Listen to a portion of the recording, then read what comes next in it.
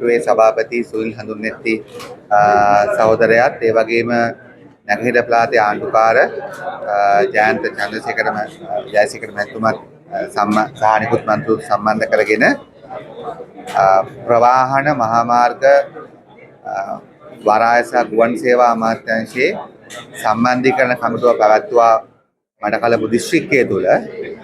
ඉතින් අපි ඒ කටයුත්ත සිදු කළේ ඊට සති දෙකකට පමණ කලින් මේ දිස්ත්‍රික්කයට මේ පැත්තෙන් තිබෙන ප්‍රධාන බස් සම්බන්ධව, පාරවල් සම්බන්ධව, දුම්රිය සම්බන්ධව, ඩ්‍රයිවිං ලයිසන්ස් සම්බන්ධව, ඒ වගේම වරාය සහ ගුවන්තොටුපළ සම්බන්ධව තිබෙන ප්‍රශ්න අපි ගෙන්න ගත්තා. ගෙන්නගෙන ඉවර වෙලා ඒවට අදාළ කරන පිළිතුරු යම් ප්‍රමාණයක් අපි අමාත්‍යාංශ මට්ටමේ සකස් කරගෙන දිස්ත්‍රික් සම්බන්ධයෙන් කමිටුවේ සභාපතිතුමාගේ අවබෝධය මත තමයි මෙම රැස්වීම පැවැත්වුවේ. ඉතින් අපි සතුටු වෙනවා අද දිනේදී විශේෂයෙන්ම විශාල බස් ඉල්ලීමක් තිබුණා.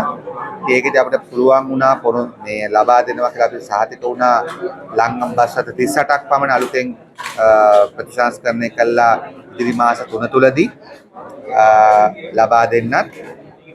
ඒ වගේම රියදුරු සහ කොන්දොස්තර මහත්වරු විශාල විගයක් ලංගමට තිබෙනවා. ඒ 750ක් බඳවා ගන්න කොන්ත්‍රාත් පදනමින් ආණ්ඩුව අවසර දීලා තිබෙනවා. එයින් මඩකලපු දිස්ත්‍රික්කයට අවශ්‍ය කරන ප්‍රමාණය විශේෂයෙන්ම රියදුරු මහත්වරු ප්‍රමාණය ලබා දෙන්න පුළුවන් කියන විශ්වාසය අපිට තිබෙනවා. ඒ වගේම මඩකලපු දිස්ත්‍රික්කයේ විශාල අවස්ථාවක් වෙන පාරවල සහ පාලම් සම්බන්ධව ඒක දැනට වෙන් කළ තියෙන මුදලට අමතරව අපි රුපියල් මිලියන් 250ක අමතර මුදලකුත් ලබා දුන්නා ඒ කුඩා පාලම් ගොඩනගන්න.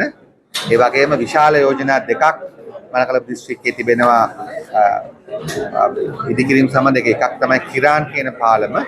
ඉතින් අපි මේ පිළිබඳවත් මූලික ශක්්‍යතා අධ්‍යයනයක් කරන්න එකඟතාවය පළ කරා.